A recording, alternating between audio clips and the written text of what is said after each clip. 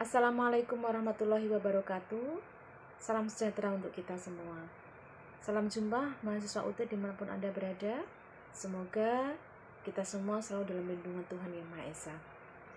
Saat ini kita masuk pada sesi 4 di tutorial online pada mata kuliah metode penelitian, di mana di sesi 4 ini kita akan berbicara tentang tema perumusan hipotesis. Ada beberapa hal yang diharapkan setelah Anda mempelajari tema ini. Yang pertama adalah mahasiswa diharapkan dapat merumuskan hipotesis. Yang kedua, dapat menjelaskan tentang karakteristik hipotesis yang baik. Yang ketiga, dapat menjelaskan klasifikasi dari hipotesis. Dan yang keempat, dapat menjelaskan jenis-jenis hipotesis.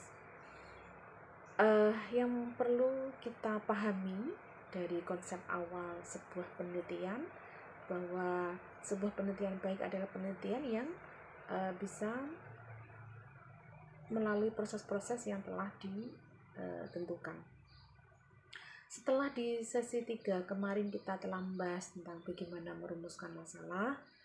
Nah, di materi ini kita akan berbicara tentang bagaimana merumuskan sebuah hipotesis. Hipotesis adalah bisa dikatakan sebuah dugaan sementara atau rumusan jawaban sementara dari sebuah penelitian yang akan diteliti oleh si peneliti. Tentu saja ini bukan merupakan fakta yang sudah final, tetapi perlu adanya pembuktian atau perlu diuji. Nah, tugas peneliti adalah mengumpulkan data-data, fakta-fakta yang ada yang mendukung dari hipotesis yang telah dibuat oleh si peneliti tadi. Baik itu yang mendukung atau menentang dari hipotesis tersebut. Selanjutnya, peneliti harus mengetahui bagaimana karakteristik dari sebuah hipotesis. Hipotesis yang baik tentu saja ada kesinambungan dari penelitian sebelumnya ke penelitian selanjutnya yang akan diteliti oleh peneliti. Lalu, bagaimana karakteristik sebuah hipotesis yang baik? Ada 3 hal. Yang pertama adalah rasional. Di mana rasional ini artinya bahwa isi hipotesis itu harus berisi penjelasan yang rasional atau masuk akal. Yang kedua, adanya 2 variabel atau lebih, artinya suatu hipotesis hendaknya mengandung hubungan sebab akibat yang diharapkan dari 2 variabel tersebut. Yang ketiga adalah dapat diuji di lapangan. Sebuah hipotesis yang baik adalah yang bisa diuji, tentu saja bisa diuji. Jika sebuah hipotesis ini tidak bisa diuji, maka hipotesis tidak akan ada maknanya. Oleh karena itu, variabel harus operasional dan terukur sehingga dapat diolah secara statistik. Kelas selanjutnya adalah klasifikasi dari hipotesis. Ada 2 cara. Yang pertama adalah berdasarkan bagaimana hipotesis tersebut diturunkan, artinya melalui proses logika. Dan yang kedua adalah bagaimana hipotesis tersebut diformulasikan, artinya dalam bentuk pernyataan.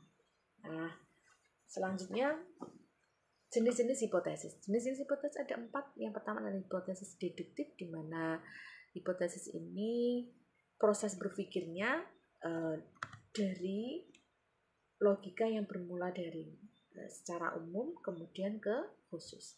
Sedangkan yang kedua adalah hipotesis induktif, kebalikan dari deduktif, bahwa hipotesis induktif ini adalah pola berpikirnya dari sifatnya khusus ke yang lebih umum, ya. Kemudian yang ketiga adalah hipotesis penelitian atau hipotesis kerja, bisa juga disebut hipotesis langsung atau directional hypothesis, di mana ini berbentuk kalimat yang deklaratif, biasanya menggunakan hipotesis kerja apabila mengharapkan adanya perbedaan efek dari perlakuan yang sedang diuji oleh peneliti. Kemudian hipotesis nol. Yang keempat ada hipotesis nol, di mana hipotesis nol ini tidak langsung, ya, kebalikan dari yang hipotesis kerja, di mana rumusan hipotesisnya menunjukkan harapan si peneliti tentang tidak adanya perbedaan efek dari berbagai perlakuan yang akan diteliti. Nah, biasanya sebagai contoh seperti ini. Jadi, tidak ada perbedaan hasil belajar siswa dalam mata pelajaran matematika antara siswa yang menggunakan multimedia dan siswa yang tidak menggunakan multimedia. Misalnya seperti itu. Nah, jadi bisa dipahami ya bahwa macam-macam hipotesis ini nanti kita bisa memilih mana jenis hipotesis yang sesuai dengan yang kita teliti. Selanjutnya adalah etika penelitian. Bagaimana etika seorang peneliti dalam melakukan sebuah penelitian? Yang pertama adalah integritas, kedua akuntabilitas, dan yang ketiga keterbukaan.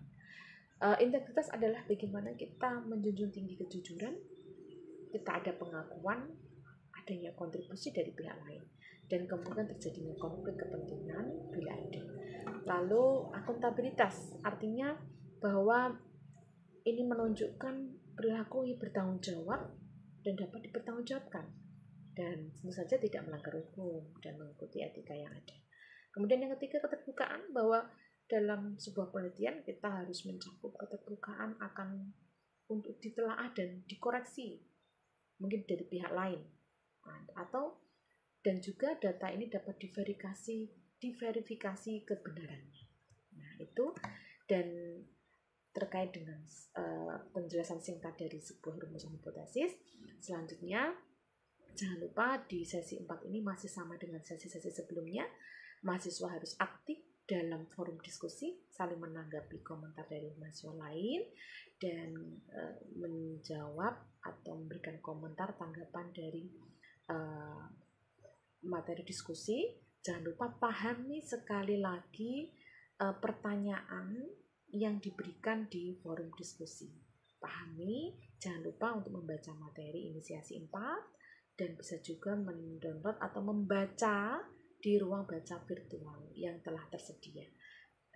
Kemudian jangan lupa untuk mengerjakan tugas-tugas yang ada. Sekali lagi, tetap semangat. Jangan lupa untuk mengisi kehadiran atau presensi. Selamat belajar, semoga sukses untuk kita semua.